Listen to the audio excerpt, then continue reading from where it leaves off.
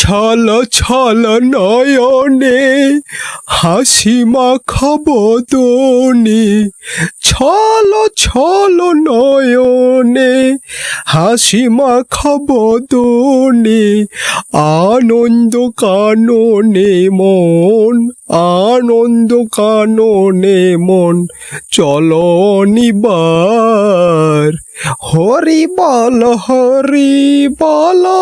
মন রে আমার, হরি বল মন রে আমার, ছল ছল নয়নে। আগাম জামিনের আবেদন জানিয়ে আদালতের দ্বারস্থ হলেন দেবরাজ চক্রবর্তী এবং অদিতি বংশী। দিনে করি হরি, রাতে করি চুরি আর চুরি। হাইকোর্টে আগাম জামিনের আবেদনের শুনানিতে প্রশ্নের মুখে দেবরাজ চক্রবর্তী অদিতি বংশী। গত 5 বছরে দম্পতির আয় 1 কোটি, অথচ গাড়ি কিনেছেন 60-70 লক্ষে। কিভাবে সম্ভব? হাইকোর্টে প্রশ্ন রাজ্যের আইনজীবী। গত 5 বছরে অবৈধভাবে অন্তত 100 কোটি টাকা আয় করেছেন এই দম্পতি। যার মাথায় পিসির হাত, সেই খাবে জেলের ভাত। ভোটের আগে কালিম্পংয়ের একটি ব্যাংক অ্যাকাউন্ট থেকে বিপুল অঙ্কের টাকা সরানো হয়েছে। নির্বাচনী হলফনামা জমা দেওয়ার আগে একদিনে বাজার মূল্য থেকে কম দামে বিপুল সম্পত্তি হস্তান্তর করা হয়েছে। বেনামে এই লেনদেন করা হয়েছে। মানুষ আগেকার দিনের চোর ডাকাতকে কি করে চিনতো? মা কালীর আরাধনা করছে দেখলে বুঝে যেতে হবে যে ওরা চোর ডাকাত। মানুষ বর্তমান সময়ের চোর ডাকাতকে চিনবে কি করে? মা মমতার আরাধনা করছে দেখলেই বুঝে নিতে হবে যে এরা বর্তমান সময়ের চোর ডাকাত। কি মিথ্যাবাদী লোক ভাই, এত মিথ্যে কথা বলে লজ্জা করে না? না মানে ভাই, আমি কোনো মতে খুঁজিয়া পাইনি। এনকের দিনকাল তো বেশ ভালো চলছিল, হরির নাম করে বেশ সুন্দর চলছিল, কেন যে চটিটা চাটতে গেল? সত্যি এটা আনএক্সপেক্টেড, কারণ আমি একদমই জুনিয়র। ঠিক 2021-এই প্রথম আমার বিধায়ক হিসেবে আসা, এবং সেই জায়গা থেকে 2026-এ যে আমাদের সর্বোচ্চ নেতৃত্বরা আমার উপরে ভরসা রেখেছেন, আমি তার জন্য মাননীয় মুখ্যমন্ত্রী মমতা বন্দ্যোপাধ্যায় এবং অভিষেক বন্দ্যোপাধ্যায়ের কাছে অনেক অনেক কৃতজ্ঞ। এবং ধন্যবাদ আমার বিধানসভার সমস্ত মানুষদের, যারা নাগরিকরা রয়েছেন, তারা প্রতিনিয়ত যেভাবে আমার পাশে থেকেছেন, প্রত্যেকটা কাজে আমাকে উৎসাহ দিয়েছেন, নিজেদের ঘরের একজন করে নিয়েছেন সর্বোপরি বলা চলে। তাদের আশীর্বাদ ভালোবাসা নিয়েই আরও একবার তাদেরই ভরসার নিয়ে মানুষের কাছে যাওয়ার চেষ্টা করবো আর কি। জাস্ট দেখো আগে আগে হোতা হ্যাঁ ক্যা, কতগুলো চটি চাটা মাল ধীরে ধীরে ঢুকতে থাকে জেলের ভেতর। কিন্তু বাংলার মানুষ এগুলো দেখতে পছন্দ করছে না। বাংলার মানুষ দেখতে চাইছে মাথাটা। কবি যে মাথাটাকে ধরিয়া টান মারবে, আমার শুধু শৌটা দেখার তরে বুঝিয়েছি। কি বলে? বাম ছাড়া মুক্তি নেই, বাম ছাড়া নিরাপত্তা নেই, বাম ছাড়া খেটে খাওয়া মানুষের আপন লোক বলে কেউ নেই। আমরা অনেক বুঝিয়েছি, বাম সরকারি বিকল্প। কষ্ট করে বলেছিলাম তৃণমূল বিজেপি দুজনেই জনবিরোধী, সাধারণ মানুষের ভালো এরা চান না। ভারতীয় জনতা পার্টি নাকি সাধারণ মানুষের ভালো চায়নি, শুধু লাল মানে সিপিএম নাকি শুধু সাধারণ মানুষের ভালো চায়। তা কি ভালোটা চায় একটু দেখে নি তাহলে। আমরা অন্যায়ের পক্ষে, আমরা অত্যাচারের পক্ষে। পাকিস্তানের গরিব মানুষদের যেভাবে মারা, পাকিস্তানের গরিব মানুষদের যেভাবে মারা হবে।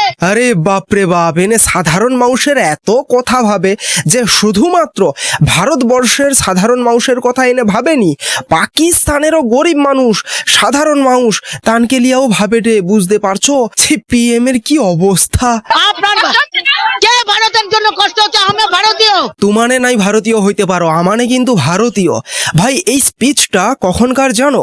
যখন কাশ্মীরে বেছে বেছে হিন্দুদেরকে হত্যা করা হয়েছিল, ঠিক তারপরে ইন্ডিয়া যখন পাকিস্তানের ওপর সার্জিক্যাল স্ট্রাইক করেছিল না, তারপরেই সিপিএম নয় সিপিএমরা এই মিছিলটা বের করেছিল। কিসের জন্য? এটার প্রোটেস্ট করে যে ভারত কেন পাকিস্তানের ওপর সার্জিক্যাল স্ট্রাইক করবে, সেখানকার গরিব মানুষদেরকে কেন হত্যা করবে, কেন মারবে, এই প্রসঙ্গে তারা মিছিল বের করে। এবং পরিষ্কার তাদের বক্তব্য শুনে বুঝতে পারছো পাকিস্তানের গরিব মানুষদের যেভাবে মারা, পাকিস্তানের গরিব মানুষদের যেভাবে মারা হবে। আর এরা হচ্ছে পিএম, আর এরা নাকি আমার বাংলার মানুষ তথা ভারতবর্ষের মানুষকে ভালো রাখবে, শান্তিতে রাখবে। শুধু কি আর ওটা, যখন এসআইআর হয় তখনও মানে শুনছিলি ও ছিপ পিএম এর মিছিল নু অনেকেই বলছিল মানে কেন কাগজ দেখাইবো, আমাকে কাগজ দেখানোর কোনো দরকার নেই, কেন কাগজ দেখাইবো, মানে সকল ভোটার যে যাইনু আসতে পারে, বাংলাদেশ নু আসতে পারে, পাকিস্তান নু আসতে পারে, যাইনু আসতে পারে, যেই ভারতবর্ষে খাইটিয়া খায় মানে খেটে খায় সেই ভারতবর্ষের নাগরিক, এরকমটা কইছিল। আর এরা নাকি ভারতবর্ষকে ভালো রাখবে, শান্তিতে রাখবে, ভাবা যায়? মানে সঠিক বিচার চাইতো তাহলে নির্দলে দাঁড়াতো, সে কেন একটা বিজেপির লোগো হয়ে দিতে দাঁড়ালো? এটাই তো আমাদের কথা। এখন অবহেলা বলে কোনো প্যাথেটিক বলে কোনো ব্যাপার নেই, কষ্টটা এখন মানুষের মধ্যে আস্তে আস্তে মিশে যাচ্ছে অভয়ার মাকে দেখে। বলছি কাকিমা, আপনিও একজন মহিলা, বাট পার্থক্য শুধু এটুকুই যে আপনি গলায় তোলামূলের লোগোটুকু লাগিয়ে ঘুরছেন, বাট এরকম সোশ্যাল মিডিয়াতে কোনো স্পিচ রাখবেন না যাতে করে মহিলারাই আপনাকে ঘেন্না করে। আর অভয়ার মাকে তো কোনো কথাই নেই, ওকে নিয়ে কোনো কথা বলার প্রশ্নই নেই। ও দিদিকে যা বলেছে, একটা তৃণমূলের কর্মীর গায়ে হাত দিয়ে দেখুক, তারপরে দিদির প্রশ্ন তো পড়ে, দিদি অনেক দূরে। অভয়ার মা তোমানকে তোলামূলের কোনো কিটের গায়ে হাতও দিবেনি। আর ও যে দিদিকে লিয়ে এত বড় বড় বাতেলা মারঢো না, দেখো না শেষ পর্যন্ত কি হয়। 2026 শেষ হতে না হতে কিটা হয় শুধু দেখতে থাকো। শুধু ওটুকুই জানিয়ে রাখো যে পাপ বাপকেও ছাড়ে না। নিজে একজন মা হয়ে কি করে আরেকজন মমতা ব্যানার্জি আমাদের সবার মা, হ্যাঁ উনি হলো মমতাময়ী মা, কারণ ওনার সম্পর্কে যে এরকম নোংরা কথা বলবে, হ্যাঁ সে যে কতটা নোংরা মেন্টালিটির মানুষ। ভাই, সমাজের বুকে আমরা একটা কথা বারংবার শুনে থাকি যে মহিলারাই হচ্ছে মহিলাদের সবচেয়ে বড় শত্রু, আর এইগুলোই হচ্ছে তার প্রমাণ। তোলামূলের এই জিনিসগুলোকে কি বলা যায়? প্রকৃতির জঞ্জাল, সমাজের জঞ্জাল, না কি বলবো একটু কমেন্ট করে জানাবে তো। শুধু ওটুকুই কইব যে যে দল করতে পারো, পিএমও করতে পারো, তোলামূলও করতে পারো, কিংবা ভারতীয় জনতা পার্টিও করতে পারো, যা করতে পারো, কিন্তু জানে অভয়ার মাকে কিংবা অভয়াকে লিয়া বিভিন্ন ধরনের প্রশ্ন করঢ, বা যদি আদৌ মনের মধ্যে প্রশ্ন জাগে তাতেও একটু নিজের বিবেককে জিজ্ঞাসা করে দেখবে যে আদৌ মানুষ কিনা তুমি। আর আজকে গলা আমি তুলতে পারি, কিন্তু আজকে তলাটা আমাকে মানাবে না, তার মানে এই নয় যে আমার ব্যাটারি শেষ হয়ে গেছে। না ব্যাটারি আছে। শালক সংশ্লেষ বোঝেন? হ্যাঁ বুঝি, মানে অশিক্ষিত নয়। আমার ব্যাটারি লাগান, আমি ক্লোরোফিলে চলি, এখানে পুঁতবেন বীজ, ওখানে আমি গাছ হয়ে বেরোবো, মনে রাখবেন কথাটা। আরে কুণাল বাবু, কি বলো কি? আমরা জানতাম যে সালোক সংশ্লেষ প্রক্রিয়ায় উদ্ভিদ ক্লোরোফিল এবং সূর্যালোকের সাহায্য নিয়ে তাদের নিজেদের পাতায় খাদ্য তৈরি করে, আর তুমি কি কওঢো যে সালোক সংশ্লেষ প্রক্রিয়ায় এটি পুঁতে দিলে ওটি গাছ হয়ে বাড়ি যাব? কি করে সম্ভব? সালোক সংশ্লেষ প্রক্রিয়ায় এটি পুঁতলে ওটি গাছ হয়ে বাড়াইব? সালোক সংশ্লেষ প্রক্রিয়ায় উদ্ভিদ খাবার তৈরি করে।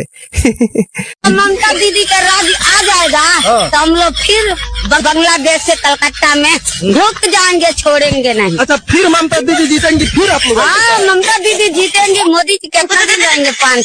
আহা গো সোনা গো, আমার খুব কষ্ট হয়েছে তোমানকে কও। মমতা দিদি আবার ফিরে আসবে, তোমানে আবার ফিরে আসবো, মোদি তো 5 বছর, ওটা কড আর কি। আগো না, তোমানকে মমতা দিদি আর ফিরে আসবে নি, কারণ মমতা দিদি তো এখন দিল্লি যাওয়ার জন্য রওনা করে, তানকে নেতা তো কডে যে প্রধানমন্ত্রী হবে 2029-এ। তবে প্রধানমন্ত্রীর জন্য দিল্লিতে রওনা দিবে নাকি অন্য কিছুর জন্য জানি না। মহা মুশকিল ভাই। ছলো ছলো নয়নে হাসি মাখা বদনে, ছলো ছলো নয়নে হাসি মাখা বদনে, আনন্দ কাননে মন, আনন্দ কাননে মন, চলো নিবার হরি বল মন রে আমার, হরি বল মন রে আমার। যাই হোক, আজকের ভিডিওটা এখানেই শেষ করছি। ভিডিওটা কেমন লাগলো অবশ্যই কমেন্টের মধ্য দিয়ে জানাও। ভিডিওটাকে একটা লাইক করো, কমেন্টস করো এবং শেয়ার করো। আর অবশ্যই এখনো যারা যারা চ্যানেলটাকে সাবস্ক্রাইব করনি করে নিও। আর এই ভিডিওর ডেসক্রিপশানে না হলে পিন কমেন্টে আমার ফেসবুকের লিংক দেওয়া থাকবে, সেখানে গিয়ে আমার ফেসবুক পেজটাকে তোমরা ফলো করতে পারো। এবার থেকে ফেসবুকেও ভিডিও আসবে, তবে শর্টস আকারে, মানে ছোট ছোট ভিডিও আসবে, এরকম কমেডি থাকবে, সঙ্গে নিউজ। তো ফলো করে নিও। দেখা হচ্ছে নেক্সট ভিডিওতে। জয় হিন্দ।